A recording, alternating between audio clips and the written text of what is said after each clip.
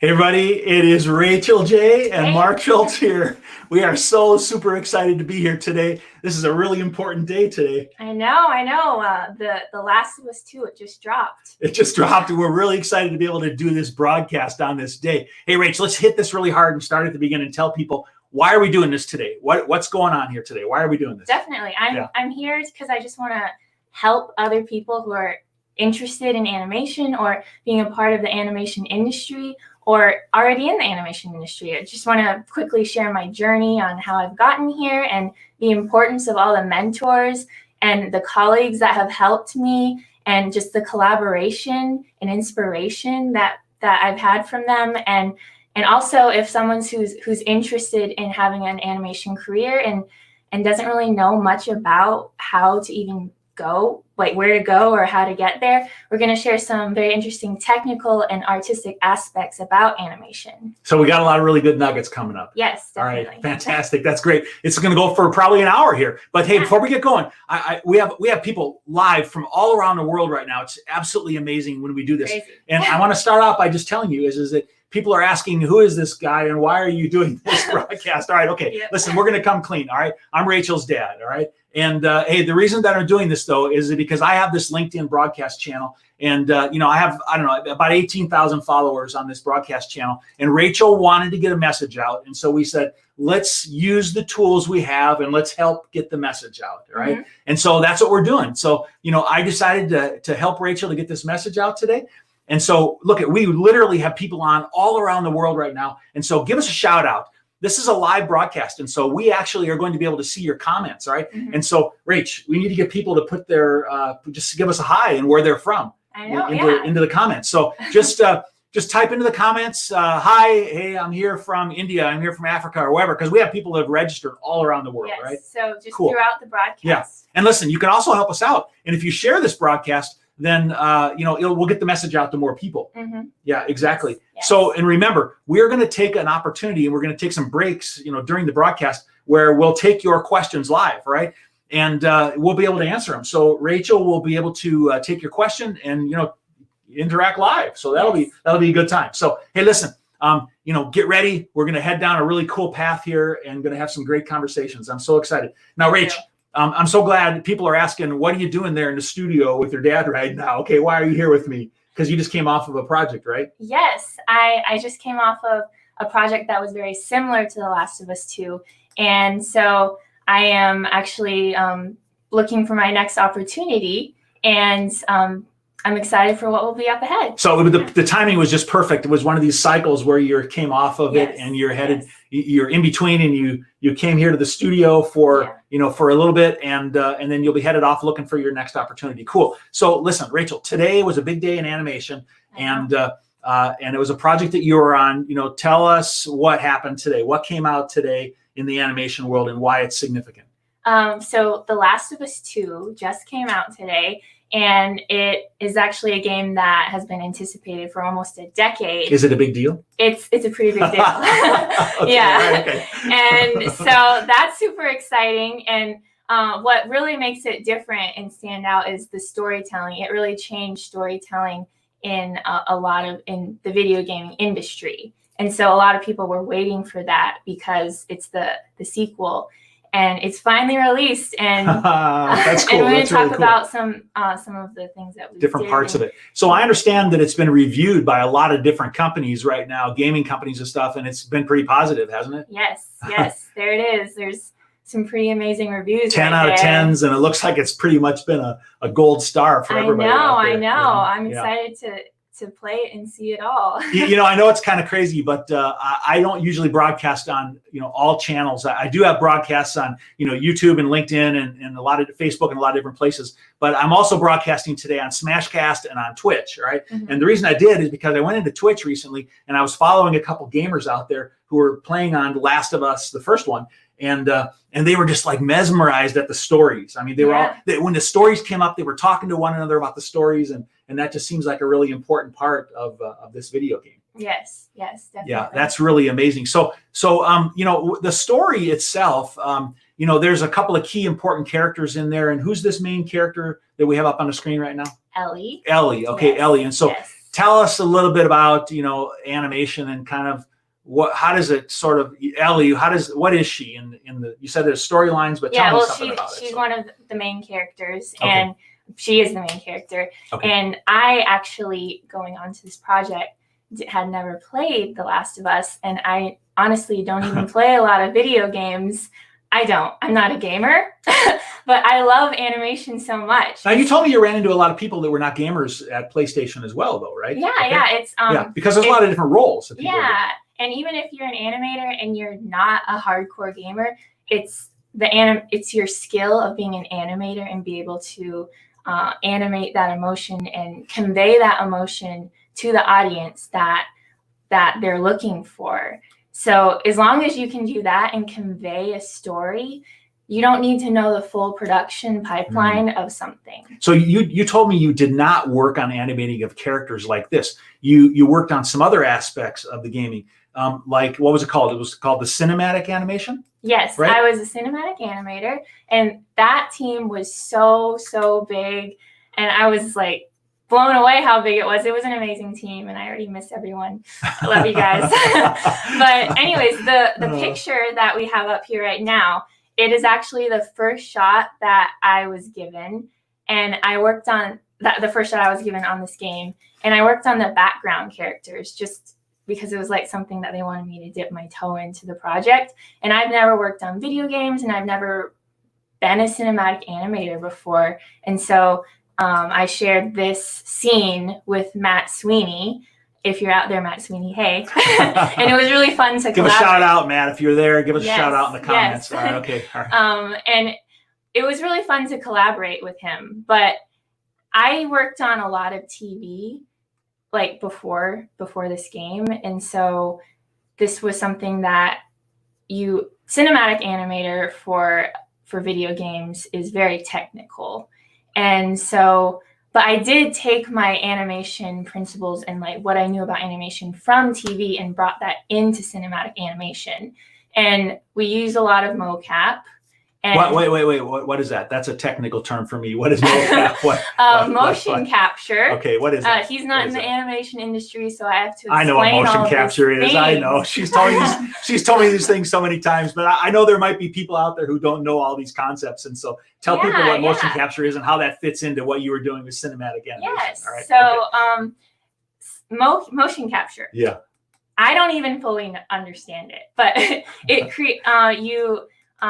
so there's an actor and it takes the motions from the actor and we translate their acting to a model in the computer. And so a lot of the animation is there on the model, but the cinematic animator has to polish it up and change things and just like make it beautiful in the end. And you can't just use mocap. Yeah.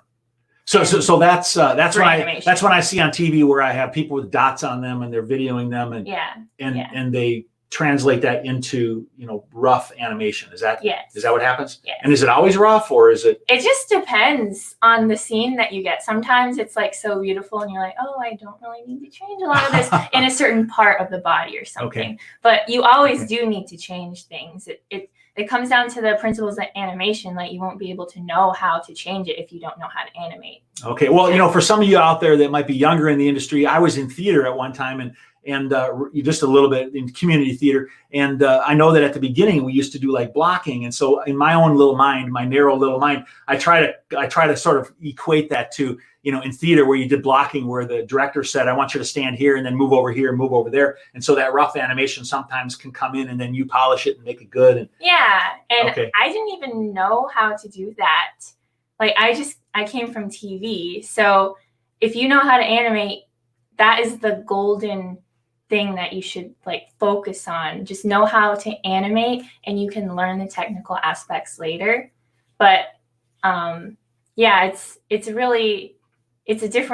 definitely different from TV. So we're running a little clip here off of YouTube while we're talking here, and what I wanted to just ask you is just a few technical questions about it, and so I know there's a lot of different parts. There's character animation, and there's animation of the cinematic part, and the different pieces of that. And I know in this particular trailer that they had, there's different aspects of it. Can you just kind of run me through? I know that I have to tell you is that when I was in college, Rach, when I got out of college, I know that I didn't have a comprehensive understanding of all the different kind of opportunities that were out there, right? And did you have the same kind of experience? Like when you were in college, did you like know exactly what you wanted to do? I did, but that's super rare. I'm just gonna say it right now. Okay, we'll do that. I did in high school. I was like, I'm gonna be a character animator. Okay. It's because I loved drawing all the time and I loved theater. So I'm like, okay, well, I'll put the two together and become an animator. Here I am. Okay. But it wasn't that easy. I promise you. We're going to talk about that. Yeah. The journey. All right, okay. But what was the question? Well, we were talking about all the different aspects of animation that are part of that are really part of the game. All right. Yes, there's all these different roles and responsibilities that you were telling me. Is it there's cinematic animators and there's all. Tell me some of the different jobs. I mean, that are in there. Cinematic animators, they actually animate like the driving story of the game, the cutscenes. And then there's gameplay animators that animate the gameplay. And there's modelers that create the models and the people and the objects and the whole environment. And there's riggers that, and there's compositors and lighters. And I didn't know any of this going into that. But it was actually really confusing at first. I'm like, oh, in school, I was like, I don't know if I should be an animator because I understand like it is really confusing when you start learning more about the industry and you start trying to figure out what you really want to do. But actually what really helped me like just know that I wanted to be an animator and stick with that. One of the things I did was go to SIGGRAPH. It's a computer graphics conference, and I volunteered there for like 4 years. And I saw the different parts of the industry, and I just saw the culture of the industry, and it really solidified like in my heart that an animation, a character animator is what I wanted. What you wanted to do. But yeah, because I just doused myself in the industry, trying to understand what was out there. So when you were at school, you had a lot of good training. So what school did you go to? Let's give them a shout out. Savannah College of Art and Design. SCAD in Savannah, Georgia. And thanks so much to Paula Wallace and all that she does for the industry. And, she helped, get the word out on this broadcast today. So I want to thank her for that. But SCAD, you chose that school. And why did you choose that school to go to? I chose it for a lot of different reasons. I mean, it had a really, really great animation program, and that was one of them. Also, I did not have a really amazing portfolio. I had a portfolio, but I kind of decided I wanted to go into animation like the last year of college. So I didn't have something that I felt, you don't need a portfolio to get into SCAD. So they gave me a chance. I went without a portfolio. I still sent one in, got a little scholarship, but that's not how I got into SCAD. So, yeah. Okay. You learned some different, aspects in school, and you learned about animation and different jobs and things like that. And then you got out into the industry. But when you're in this last, role and responsibility, as you become more advanced, you're seeing there's so many different roles that somebody could take on, right? I mean, there's so many different roles like modeling and rigging and lighting and, and compositors and all that kind of stuff. And so, it's really hard when you're in school to really envision, what all those different opportunities are. And so it's one of the reasons that I know you told me that you wanted to do this broadcast is because you wanted to also help people to see all the different roles that really might be out there for people, that they can do, because it's a little bit hard to see sometimes. True. Just, you don't have to stick to one thing. You can explore. Like, I almost changed multiple times, even though I did stay with animation. So, since we're talking about this game, and we got that running on the screen here right now, and what are some of the cool aspects of animation? So when you see something like this, what makes this game any different than any other? You're telling me this is a milestone for the industry. Why is this a milestone for the industry? Why is this a cool game? That is a very big question. Ooh. that I can't fully answer. Okay, but to my knowledge, for an animator, I already mentioned that it's groundbreaking in its storytelling. Storytelling, okay, and all right. how awesome. Like the animation just is the cinematic animation. Like, it's such the emotion that we use throughout the whole game, and so that's a big thing. The different acting moments. That's what I mean. And then obviously the effects and effects. Yeah, the whole look of the game. Animation looks super high quality. I mean, I'm just it's amazed. Just everything is time. high quality about it. Just and it's just so much coming out all the time, and it's amazing to me that the quality and how fluid things are. And I think you told me that one of the things you did also there was you worked on faces some, right? That was one of the jobs you had? Yes. And so how hard is it to get, I know one time, in the past when I've looked at animation, I look at faces on animation, I think, it doesn't look very good. But I look at this game and I'm like, the movements of the face seem so realistic and so fluid. I mean, how do you do that? I mean, we do use motion capture, and then we build upon that as a stepping stone to finish our animation. But for students out there who don't realize how much you can really do within the character animation realm, you could literally specialize in facial animation. Okay. I mean, if that's what you love. And I think that it's great to be able to be a part of all different types of character animation. So I actually really enjoyed the facial animation.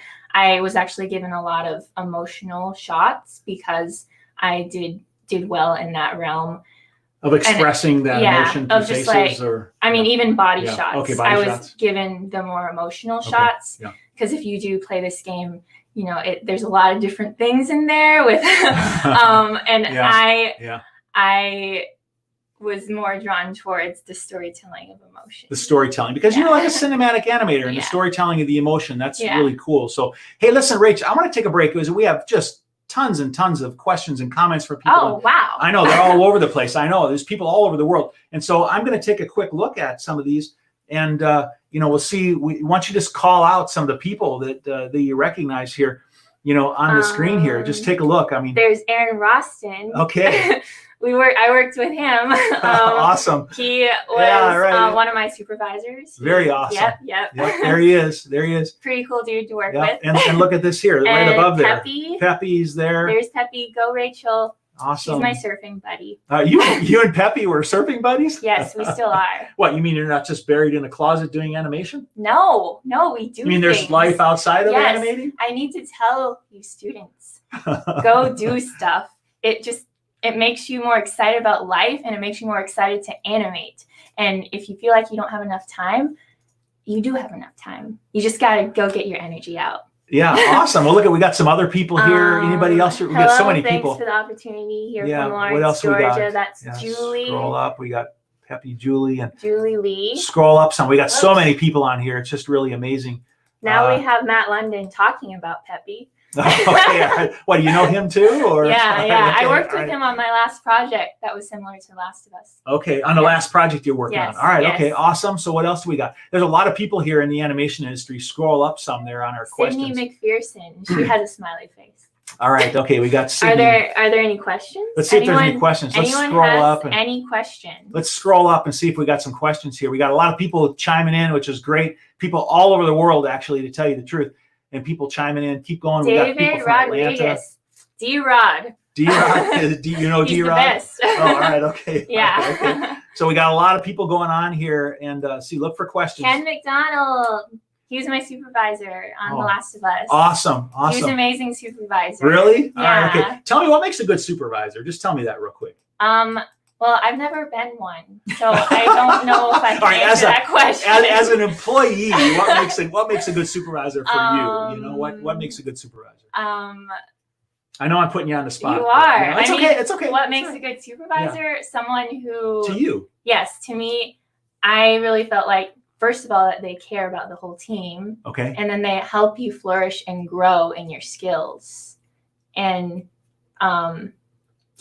I felt like I did that. And I know you've told me you had some supervisors that have also given you good solid tips and helped you through your work, and that was all pretty amazing. So listen, we got people from Dubai. Yeah, we got people in Dubai here, right now. And I'm gonna say her name wrong. Okay, all right. It's so pretty, Divyasa Mishra. Oh, cool. It's all right. pretty. Okay. We have people reach out to us from Mexico and from South America. Says LOL. Okay. Where's that one frame? That one frame from from the trailer? He says he's going to scrutinize my one frame from the trailer of the background people, because they're running. All of them are just running in the background, in the dark, in the rain with motion blur. And then you see one frame of the face, but I animated everything. All right. So low. Okay. We're going. Well, listen. Let's, we do see these live, and we still got more of the broadcast here to go. So, put some questions in there where it's really cool to see all the people. But Rachel, one thing that you've told me about the importance of any effort, all right, is that this wasn't something you did all alone, right? You weren't Last of Us 2 all alone. All right, okay, well, one of the things that I don't even feel like I deserve to work on it. I know. So the team is so what you got is you got such an amazing team. What is it? We got a picture here of a team. What is this?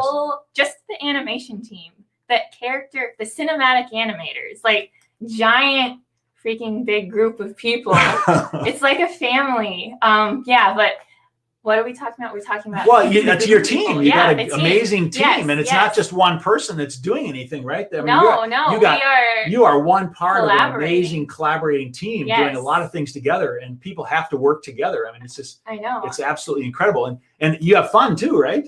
Of course. So it looks like you guys are having some fun here. Halloween. I don't know what's going on there, but somebody's wearing a unicorn onesie there. It looks like. I mean, you can do a lot of cool things at PlayStation. It's a good place to work at, let me tell you. Is it really? Yeah. I remember we had cool Halloween donuts that day. So you guys have a great team and a great Yes. camaraderie, a good atmosphere. Yes. That's and, awesome. Yeah. Yep. Yeah. And then they even, okay, yeah. So back to the industry. Okay.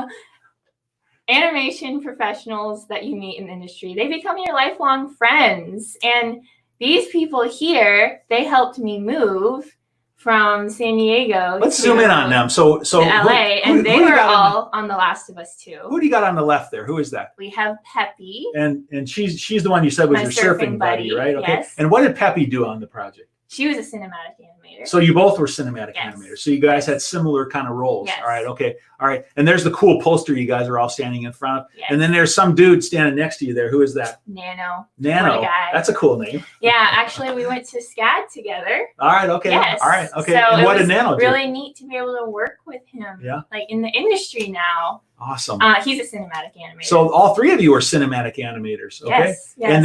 And then you got somebody standing next to Nano. We got the lone wolf. The lone Jake. Jake Reagan. He's a character modeler.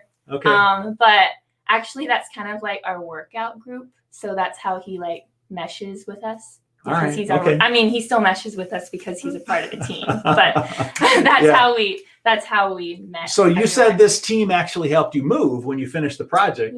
Yeah. So that's one thing I want to talk about to some of you students out there. If you want to be a character animator or just be in the industry, you move a lot. And I'm sure you've heard that a lot, but it's true. Like literally, you can move from contract to contract, and it's really neat meeting everyone and having so many friends in so many different places. But on the flip side, it is hard to leave them. Like you just meet an amazing group of people and then you're ripped apart from them. Oh, that's so rough. That's rough. You should prepare yourself for that. Just mentally prepare yourself. You're going to meet amazing people, but then you're going to have to leave them. But then you'll come back and work with them again. So what you're telling me is that the nature of the industry is such that there are discrete projects. So the projects that have a beginning and an end, basically, and different varying lengths. And so you're telling me there's a lot of animators out there that are in project-oriented kind of work where they're seeking work, they work a project, and then they're done. Yes. Okay. So that is the nature of the industry. So you just got to get it in your head that you're a contractor and it's contract based, and you just have to prepare for that financially, like when you move, and make sure that you know that you love animation enough to do that. Okay. Because it does affect your family that you would have in the future, or your family that you have right now, but if you're going to have a family, and your friends, it does affect a lot, and it can get tiring. But I would say, I mean, this whole industry is just so passionate about what they do. I wouldn't stop it for the world. Well, it seems like you've made some really super good friends at those places, and I know it's hard though, because it's kind of like if you were a military family or something where you're moving from place to place to place. You got, you'd have to move away from some of those family and friends and things. So that had to have been hard. But Rachel, I know that this was really an amazing project for you. Do we have some questions that have come up again there? Let's take a look at some questions again, see what's going on before we move on to the next segment. All right. So let's see. Here's one here. Let's bring that one up. Let's bring this one up right here. All right. So Rachel, we have somebody that asked a really good question. It says, what are the steps to get into the industry, especially during this time of quarantine? Where are some companies that may be hiring? I think is what they're asking. But so maybe you could break that up into a couple pieces, Rach. You've been talking a little bit about how to break into the industry, but if we have a downtime, like during quarantine or something like that, so why don't you just say a couple of things that you did during your downtime, and we'll come back to that. But what do you do during a downtime, maybe when things are slow? Well, when I graduated from SCAD, I did not get a job right out of college. So I never even had an internship. So I came out of school without an internship and with no job. And I really believe that I learned so much at SCAD, and I learned so much about like the production process of film and animation. But that is a lot of stuff to learn. Like it's like a fire hose going down your throat, just learning how to be a filmmaker in 4 years. So I really just had to internalize all that. It took me almost 2 years to get a job after I graduated. And I worked on myself I I know you don't want to hear this, but you just need to keep on animating. And I know that you've heard this over and over, but it's so true. But also keep on animating along with asking for critique, and don't isolate yourself. Like, reach out to the people that you look up to and ask them to critique your work. Like, don't let yourself get isolated because you just came out of school and you have all this big network that you have at your fingertips. And just, it might feel a little hard to reach out to people who have the jobs and you don't have the job yet, but it's really how much you love animation. You gotta swallow the ego and just learn that everyone gets better from critique. Now, Rach, yeah. I know that you took a lot of critiques. You reached out to people and you sent them, a shot that you did, I sent a lot of people and they would give us some feedback. But I remember you took some of that kind of hard though, and yeah, it's not so easy when you put your best efforts into something, and then people come back and go, "That's not quite exactly it." Like, I remember one that people kept telling you at the beginning was, "Hey, you don't have weight. It's not heavy enough." Yeah. Right. And it's little things when you keep on asking people and you just see like a trend in people saying very similar things. You don't have to follow every single word they say, but if you keep seeing a trend in what their different friends are saying, like, pick out that one thing at least. And so my advice for steps to the industry is keep on working on your stuff. Yeah. And do any kind of, just keep yourself within the community that you have, within the art community that you're already a part of. And if you're not a part of an art community, I would suggest just reaching out and going to conferences and networking opportunities. You can always make your own opportunities. Even when I came back from school, I still went to conferences and reached out to people through conferences. Because I saw myself, I said, I'm an animator. Like, I just don't have a job yet. So I worked at a calligraphy shop and I taught kids how to do calligraphy. I did graphic design for a candy shop. I did display signs for conference displays for a business. For conference. And you did some Facebook games. I did some like media for Facebook games. Yeah. I just tried to do all the art things and keep myself within the art world alongside of working on my reel. Working on your reel. Yeah, just focusing on letting your art grow. So it takes time. Let's jump to a couple of the questions. We got some questions here, but let's take a look at some of the other questions. So here, I think this is a really good one here. Let's go up to this one here. Is that it there? Let me see. Yeah. Yep. So, Rach, you mentioned this a little bit. Is that people are saying, how long does it take to become financially stable, and was it difficult in the beginning? And yeah, I know that everybody says, well, can you make money in animation? So can you kind of just give your thoughts on that, or what happened? What was your personal experience? Yes. It's hard. I mean, everyone struggles with this. That a lot of my friends, at least I know, but I set goals for myself on saving big chunks of money, and you just really, really have to plan, and you can't bet on something that you don't know you have yet, like a certain contract that might happen. You can't bet on that. You just it's hard. You've hard seen to those plan. Change, right? You've seen those change, like where somebody said, we're going to start this project in February, and then it gets pushed out to April. Yeah, so you can't bet on that as a paycheck. Yeah. So you had to stash some reserves away for those gaps, huh? Yeah.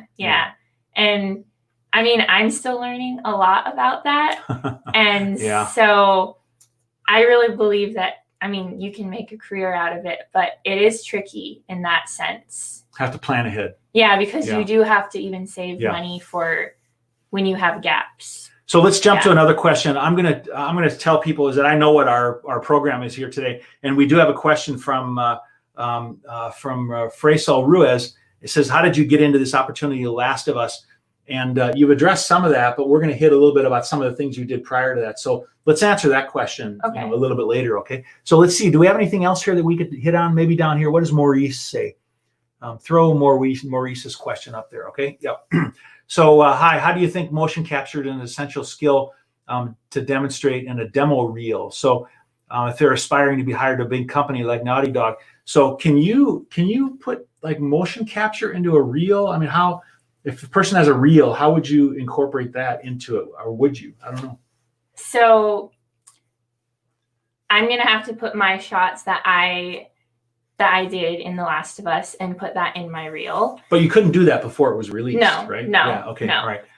If you go and look at my reel, it only has TV animation, so it is possible to get into motion capture if you do not have any on your reel. But I did have one little piece of animation that's not on my reel right now, and it was more geared towards film animation. It was just a very subtle facial animation that was all hand key. That your mentor helped you with, right? Yes. Yeah, the mentor that you reached out to. Yeah, right. So yeah, if you can, so I did not get into PlayStation with just TV animation. I did have a little bit of my own animation that was geared towards film, but it was literally just one shot. Little original. It was an original you did though, right? Yeah, like you don't need much. It just needs to look really beautiful. Yeah. Okay.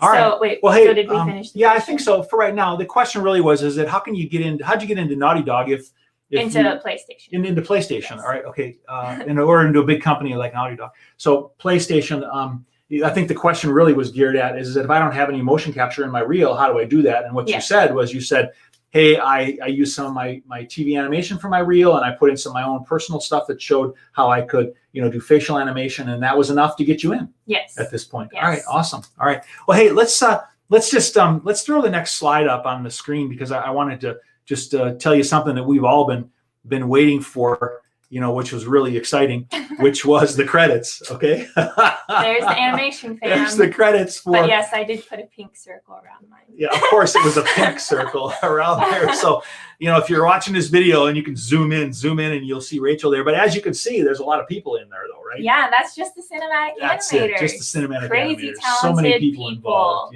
Yeah. Yeah. Totally. So. And I am excited because it's my first video game that I ever worked on. So that's really cool for me. That's really cool. I know that so many people out there already have their names and credits, but this is so cool. So, Rach, I know that some of the questions that we have had coming in here, which we're going to come back and hit on some of those. So I think it's important for us to keep answering questions, all right? Mm-hmm. But some of them have to do with your journey and the struggle. And everybody knows that going into animation, is a struggle, and you really had to work hard to break in, right? Yeah. Okay. So we want to, in this next segment of the broadcast, we want to focus on really talking about, some of the steps that you took really to be able to break in.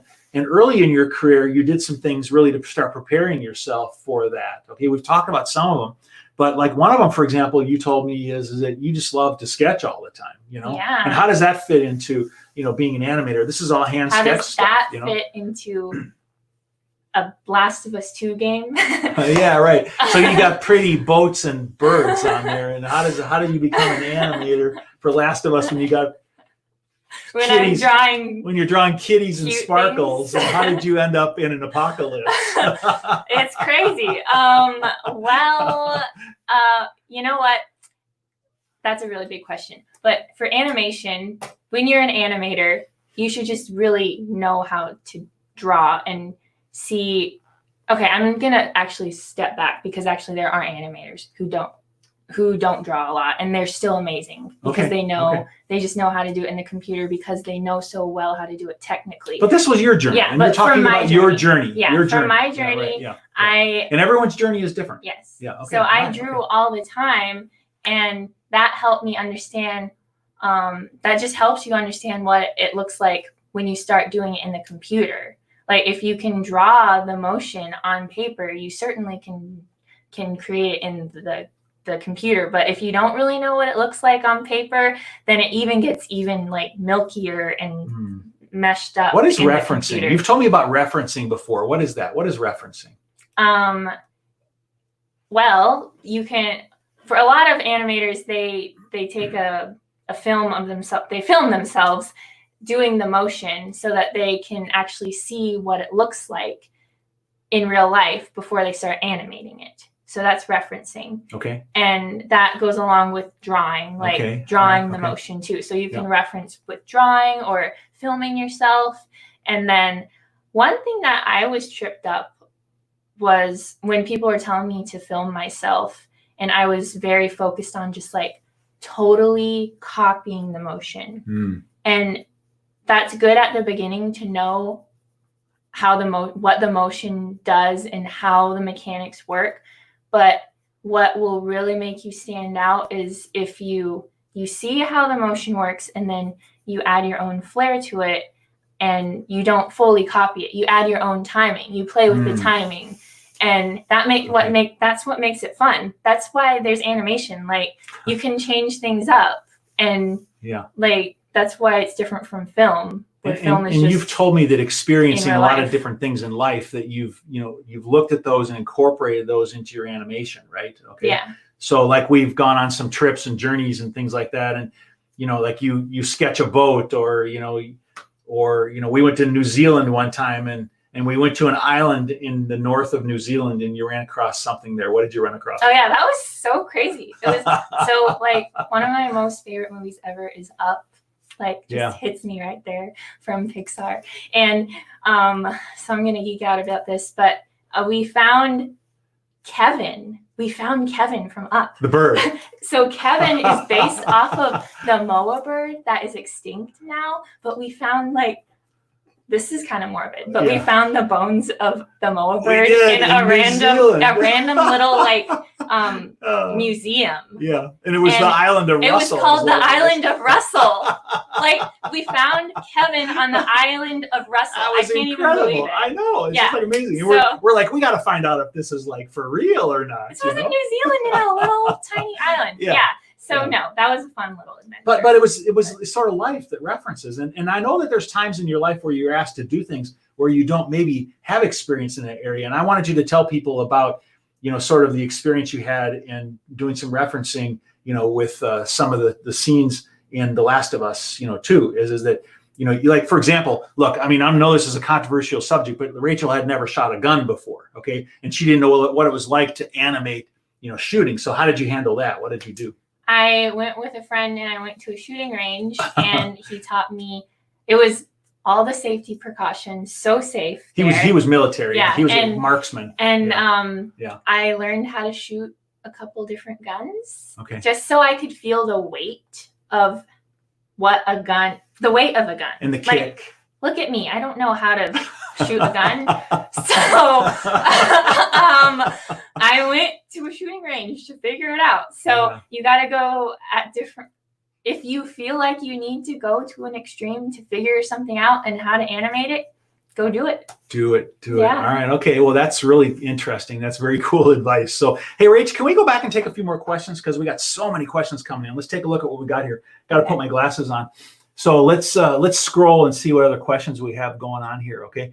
So let me see. We have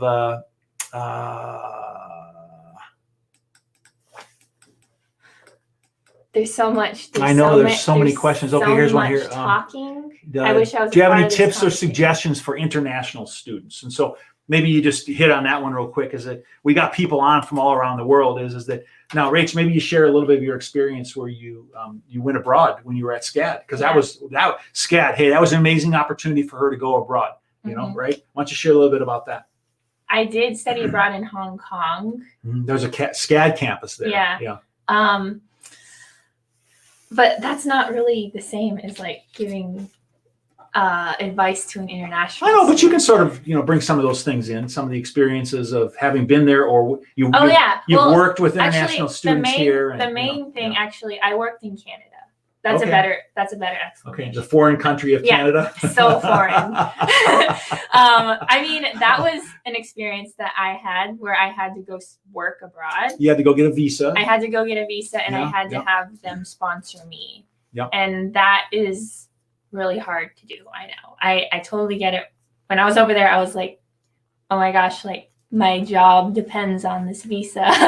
And it was only 1 year at a time. And so I did find another option where I didn't have to rely on the studio, so that I could have different options. So I don't know it depends on what country you're from, but there's different options that a country has for you.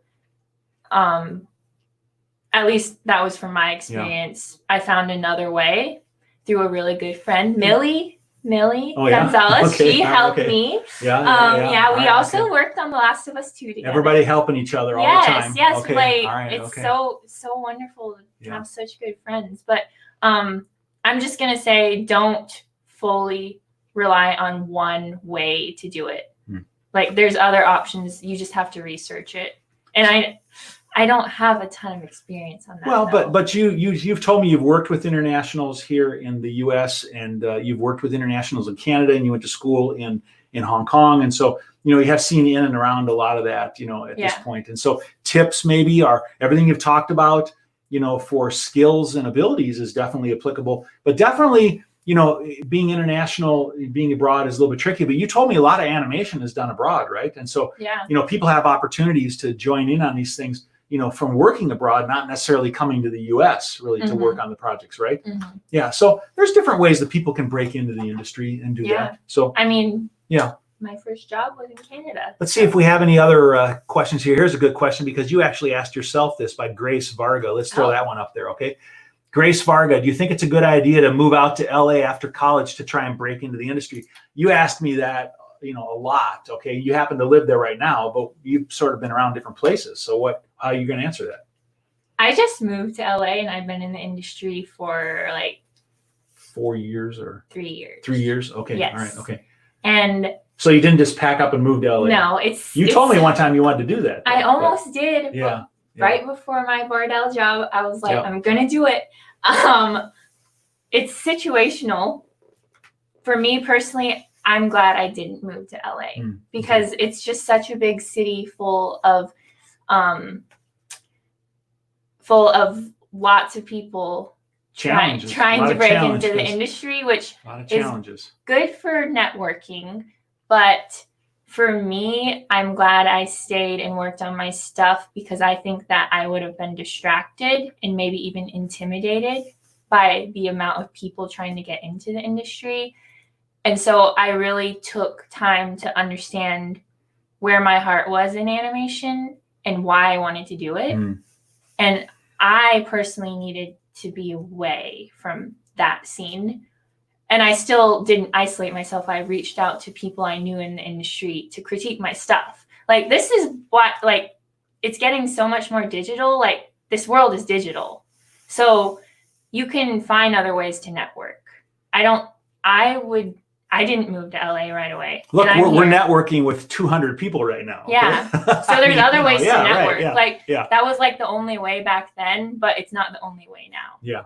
No. Hey, Rich, why don't we use this as an opportunity, this discussion here, this question, to go sort of on to the next, sort of one of the next pieces, all right? And it's some of the things that you did along the way in this journey, because people are asking is it, should I move to LA? You asked yourself that, but you did a bunch of things along the way, prior to doing that. So, why don't we just throw some ideas up of things that you did along the way? What is this picture here? I really like this. This is one of my personal favorites. It's my original little artwork that I did for a kids camp in the Washington Kitsap County area. Okay. And I'm showing you this because it's something that helped me get into the industry, but it was just like local because I was working on myself, and I stepped out and I did things for others. This was volunteer work. You didn't get paid for this. No, I just wanted my skill. I just wanted to use my skill. And the more that you use your skill, the better you get. And this became a super cool animation in a week-long program for a kids camp, and they used it for all their media and their publishing. And I thought it was so cool. And I created the whole story in illustrations, and then I modeled this cute little robot character, and then I animated. Her name was Nova. I animated her for different clips for each day for a week for the kids to tell the story. Is that Nova right there? Or, no, I don't have a picture of her. Oh, the robot. Yeah. Oh, the robot was Nova. Yeah. Okay. But and then they even like had they had people dress up as my characters, which I thought that was so cute. It was like going to Comic-Con or something. I know. I was like, oh my gosh, they're dressed up as my character. And the kids were so excited. I was like, that just like fueled my energy and passion for animation. Yeah. So not being afraid to do projects at the beginning. Things that are really going to get you going. Yeah. Right. Okay. And then where did you go from there? You know, so after that, you actually went from there to Bardell Entertainment in Vancouver. Right? Yes. Okay. And talk to us a little bit about the importance of networking and having gone to, you know, Vancouver. All right.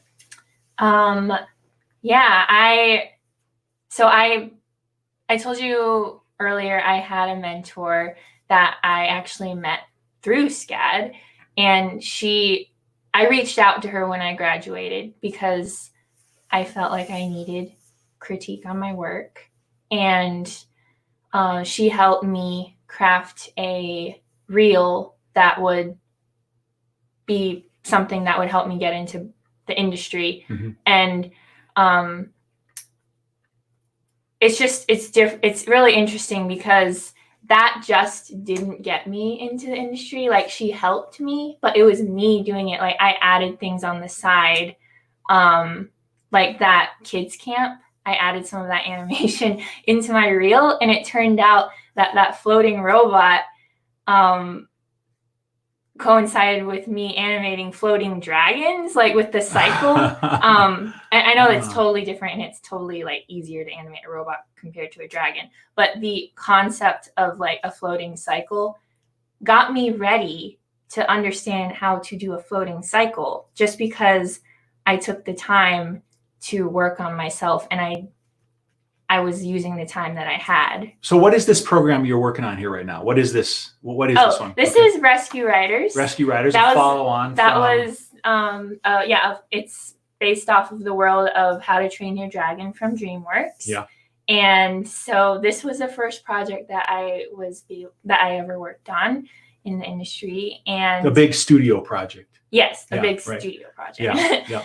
And it was so freaking hard at the beginning. What was hard? Why was it hard? Because it was TV animation, and TV animation is very, very quick and fast paced.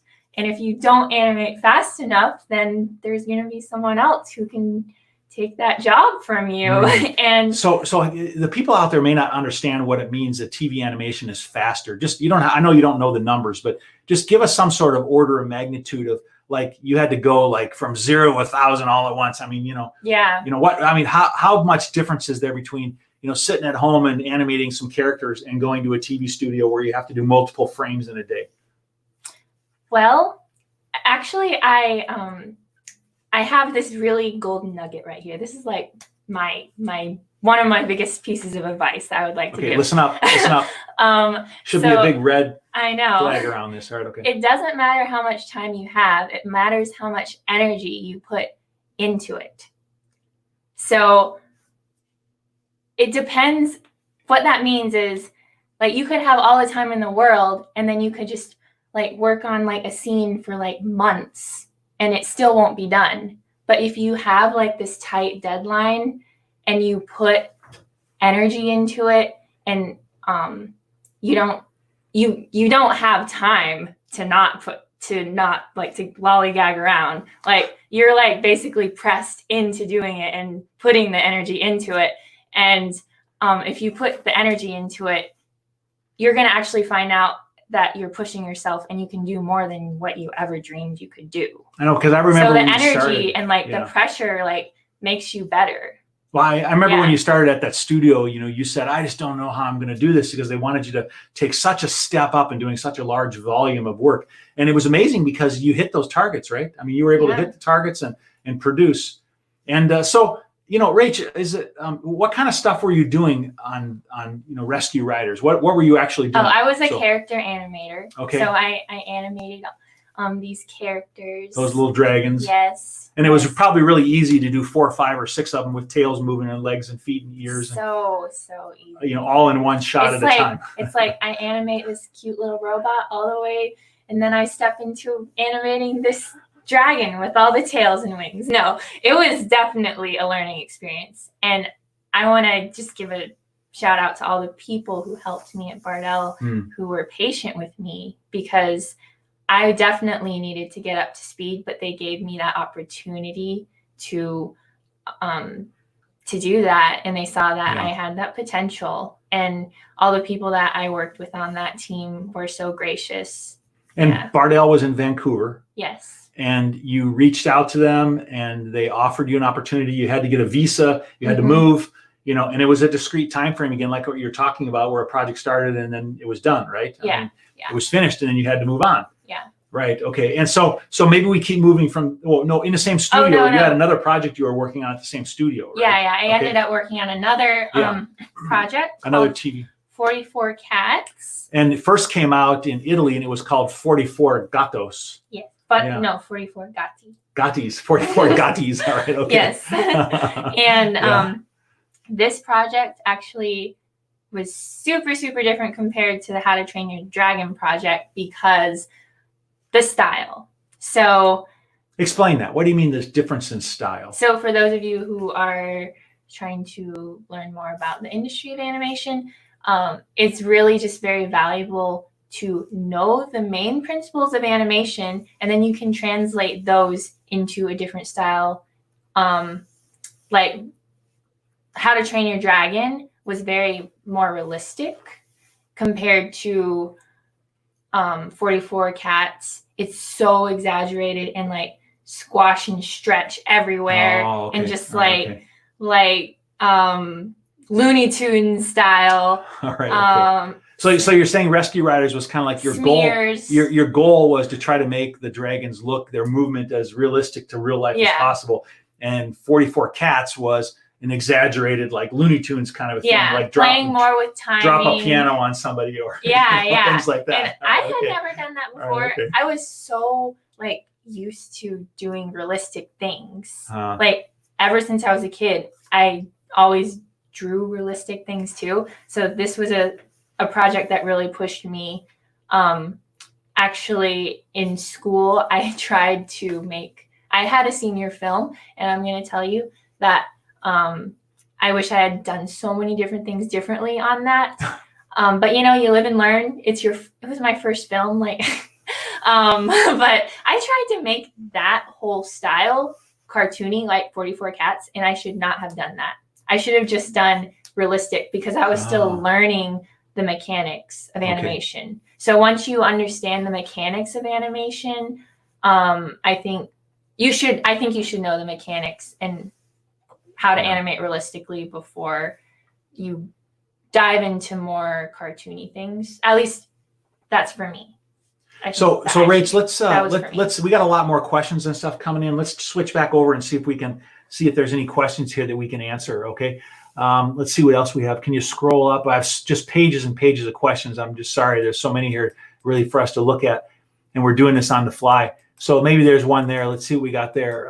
Do you have any portfolio recommendations if it were to specialize? Let's throw that one up there. Let's try to answer parts of it. There's a bunch of them there, but throw this one up from, but we'll answer one or two of them from Antonio. And Antonio actually reached out to me the other day, and I know that he and his son is trying to break into the animation industry. So there's a couple different parts of the question here. So Rach, maybe we start out with, do you have any portfolio recommendations? I mean, whoa, we're out of the scene. So maybe we'll just drop that question down so we can actually see us. It's so big. So do you have any portfolio recommendations for people? I mean, you know, we talked about some of them already. He just graduated from college. I think he just finished from school. Yeah. Right. Yeah. Not high school. Oh, college. No, college. Yeah. College. Yeah. Right. I think, but we'll find out. But I mean, it really does come back to working on your reel. I would recommend, this is going to be a tricky one. Listen, Rachel, I know why it's hard, Rach, because everybody's situation is different. I know it is different. And you're talking about your own journey. Yeah, so let's just go back to your own journey. What did you do in your portfolio? And why? Yeah. I was given advice to have at least an animation shot that showed the body mechanics. So like I had a shot where a girl was doing Taekwondo. So like a full body mechanic shot, and then also have a shot for acting, like emotional acting, like maybe a close up shot of, so that you can show that so you can show that you can animate facial animation and show the thoughts in the shot. I can't talk right now. Show that the character's thinking. Yeah, and Rich, I know that asking these kind of questions on the fly is really hard because we haven't thought through them. But it's more of just what was your own journey and your own personal experience and the kind of things you went through. But those are some good advices. And then you also said earlier, that's what my mentor was telling me that I should do. That she was advising me to make sure that there was one with mechanics and there was at least one with very one that had that showing emotion. And I remember that you went out and got critiques from people, and so just getting feedback and making some modifications and changes, and so that's a tough one. Let's see what else we have there. So it says here, if I were to specialize in character modeling and sculpting, should I focus on, for example, a few complex characters or maybe several simpler ones? Do you have any thoughts on that? I'm not a modeler, so I don't know. Right. Hey, listen, I don't know. there's people in this broadcast that are modelers, and take a look at the attendees and maybe reach out to somebody. And hey, listen, Rachel and I are telling you is that we all need mentors in our lives. And if you're sitting out there as a technical person with experience in your life, reach out and help people. And if somebody reaches out to you from this broadcast, respond to them and see if you can help them out. Let's all help each other out to make things successful in the industry here. That meant the world to me when just a couple people helped me. Yeah. It really did. So if you have any kind of experience that you could give to help someone else, just do it. Do it. And Rachel didn't come on here today because I'm the expert in the industry. No. Rachel came on here today because she wanted to share her journey and to help a few people. If we help one person get a job, and understand what the industry is like, help people, right. It's all about helping other people. So let's see, what else do we have here? Other questions do we have here? So do we have anything else we can answer here? Let's scroll up a little bit. Yeah, we have a lot. Okay. Hey, somebody's asking about how do you get an internship in other states while you're in school, and and I know that you also can't answer that question, but just I know you've thought about that a lot, and you've looked at internships, and you've never actually done one. Why don't you actually address that when people are thinking, I got to have an internship, and they're hard to get? What do people do? Well, just talk about it a little bit. Your own personal journey. Again, I know people who got internships, and so it happens, obviously. And like you said, everyone's journey is different. Yeah. But I still have a job, and I didn't have an internship. It was because I did keep on working on myself after college, though. You worked on additional projects and smaller jobs, and you looked for mentors. I made sure that I didn't fall into the cracks of, I don't know. Yeah. Hey, you had a former. So you had one mentor that you met where we lived, and it turned out that she had previously worked for Pixar, and you did a kids camp for her in the summer, and you did some calligraphy in her shop that she owned, and she gave you some advice. Though I remember she gave you some advice. Do you remember what it was?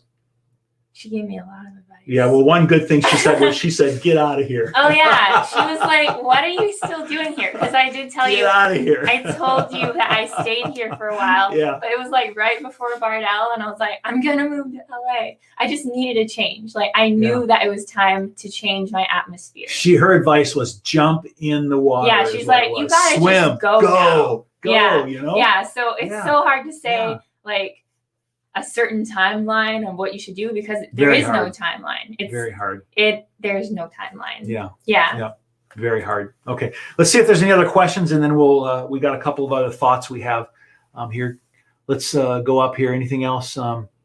Here's one person that says, I don't have to put that up there. It says, I guess I was moving, too much. You can experience a bunch of different opportunities. You can throw that up there from Piper there, So, again, Rachel, let's reinforce this is that everybody has a different journey. Okay. Yes. And just because you're sharing some things which got you there, we've talked about this, is that there are cycles in everybody's journey, and you've been through one set of cycles and you're getting ready to go into the next set of cycles.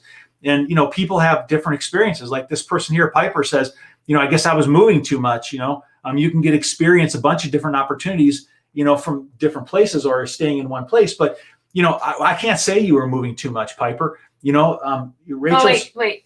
But I guess, no, she was saying, but with my moving. She said, okay. All right. Okay. I guess with moving so much, you get experience. Okay. All right. Okay. Okay. I got it. All right. Okay. Yes. So, yeah. All right. Okay. Well, that's good. Address that. That is really good. That's amazing. Like, that is what you should be doing. Like, getting that experience and not being afraid to go where the job is. To jump in the water and go. Yeah. Like, that is what I did. And I've seen amazing benefits from it. But I do want to be real with you. It's hard when you leave your friends constantly. Yeah. So, like, and this is your job. It's a lifestyle that you're going to have to keep on doing over and over again. So just put that in the back of your mind that. Now, Rach, you've told me that there are some people that work at some of the big studios and they're permanent employees, right? But there's a lot more contractors than there are permanent employees, right? So those exist. Yeah, right. But you should not put your eggs in one basket with that. It's actually becoming more and more of a contracting industry right now. Okay. So that's kind of like your mindset. You've chosen this situation of being in cycles, of being in one job, going to the next. And it's not, it's a project-based thing. So like when you finish your project and you don't have a job right away, that's normal. Like, that's just normal. It's going to happen all the time. And I'm just going to tell you this, is that some parents or grandparents, they don't understand that. Okay. No. Like my dad asks Rachel all the time, when are you going to get a real job? Okay. And she looks at it like, I worked on all these things. I've worked at DreamWorks and Nickelodeon. No. I worked on shows that I worked on DreamWorks shows that are aired by them, and I worked on shows that have been aired by Nickelodeon, and now I worked on a show that was, a game that was aired by a film. No, it's not a film. It's a game. A game that came out, from PlayStation. And her grandpa's going to ask her, when are you going to get a real job? Okay. So there's always going to be people who are slightly judging you about that, but move on. Just do it. You know what you want. Just do it. Just don't let people get to you. Right. Okay. No. Even the people that love you. Yeah. You know what you want. And if you don't know what you want, figure it out. That's why I took almost 2 years before I got into the industry. I'm so glad I did not get a job right after I graduated from school, because I took that time to internalize, what do I really want to be an animator? Like, is this really what I want to pursue? And I said yes to myself, and I pursued that on my own with no school pushing me forward on doing things. Like, I know that I fully pursued that. So I am thankful I didn't get a job right after college. So Rachel, if we were to sum some of this up and to look at, some key points, you had told me some key points that, as an animator, that and over the course of our discussion here today, that if someone's going into animation as a profession, all right, we've talked about your journey and how you've gone from, kitties and sparkles to apocalypse. Okay. And what you've really done is you've talked about, you worked on, smaller things that you could, and you went to studios and you moved a lot and you gained some experience and you ended up doing some amazing things now. All right. Okay. So, but are there some key principles that you would want to communicate to people, about being in animation as a profession? Definitely. And I have 3 things. So the first one you have heard a million times, but it's true. You have to know those principles of animation, because they do apply everywhere. Like in a show that's super realistic or so exaggerated, or even when you're using mocap, you will have to know those principles everywhere you go. So they're never going to leave you ever. So just ingrain them in your mind. The basics. It's like math. You just got to know it. Yeah. Okay. All right. And then number 2 is be open to different projects and different opportunities that you didn't see yourself in, because that you did not see yourself in? Because you can't, have a super laser focused view of yourself in this industry, because there's so many things that you could do. Like I went to school and I never knew that I would animate on in games, but no, you had no interest in games at all. I didn't, but yeah. it has been such an amazing experience and blessing to learn from all those people that I worked with. Such high quality. I can't believe the quality of people. The storytelling in that game, like it's amazing. I love those characters now. So I'm just saying, don't peg yourself as going to one specific studio. Just be open to different opportunities. And then number 3 is, like, this is my favorite one. Don't let your art define you and make that your identity, because as an artist, it's your job. So then that will lead to a path of your job defining you, and you do not want that, because some days your job is good and some days you have a bad day in your job. So like, your value does not come through what you do and what your art is. Like, your soul and like your human being and your person is your value. And a lot of people like to like critique. The people critiquing your work are not critiquing you. Wow, that's powerful. That really is. You know, so I actually I still struggle with that, and that was a giant thing that I struggled with coming out of school, because I was connecting my artwork to my identity too much. So that was a big takeaway. Those are 3 really good tips. That's really fantastic. That's good. Hey, you know, we've been going for well over an hour now. We've had some good questions, and you know, what we usually try to do after the broadcast is that we try to go answer some of those questions online. And so, you know, Rachael will actually get online and communicate and answer some of those questions for you. And we wish we had time really we could make time, but, you know, we usually start losing people from the broadcast if we go on too long, you know.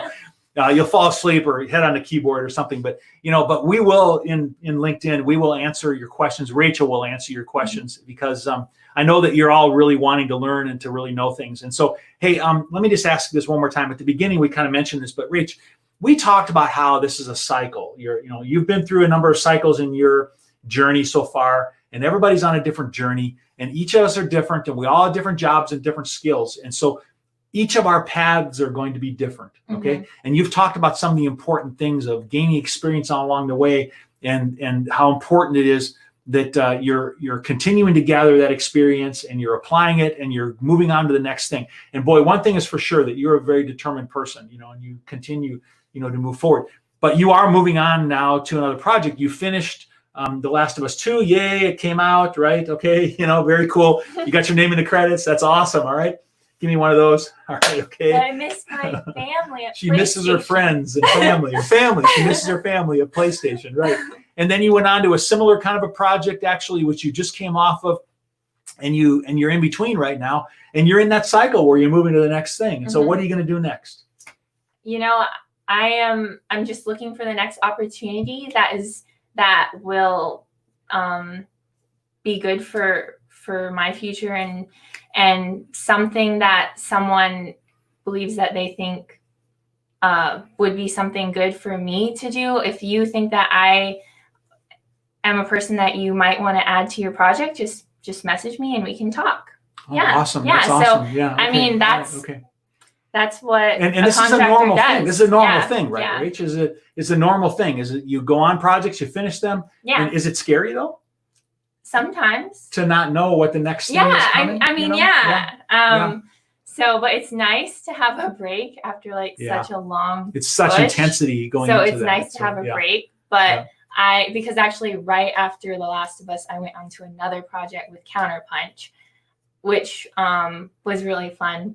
But I'm actually taking in the break right now. It feels so nice. But I am super excited for the next opportunity. Awesome. So, that's great. Yeah. So Rach, how can people get in touch with you if they wanted to reach out to you and either continue the conversation, or if they had a project that they wanted you to work on, how should they get in touch with you? LinkedIn. Okay. Or my website, Rachael@rachaeljaye.com.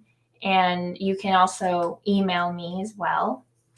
So because your email is on the website there. Yeah, okay, yeah, awesome. yeah. All right, okay. Hey, Rach, as we get ready to wrap up this broadcast here today, you said earlier something that was kind of a golden nugget for you. I think that's worthy of repeating. Why don't you kind of try to wrap things up for us by repeating that one golden nugget of advice? Yes. Yeah. So I just want you guys to remember, or I always try and remember this for me. It doesn't matter how much time you have.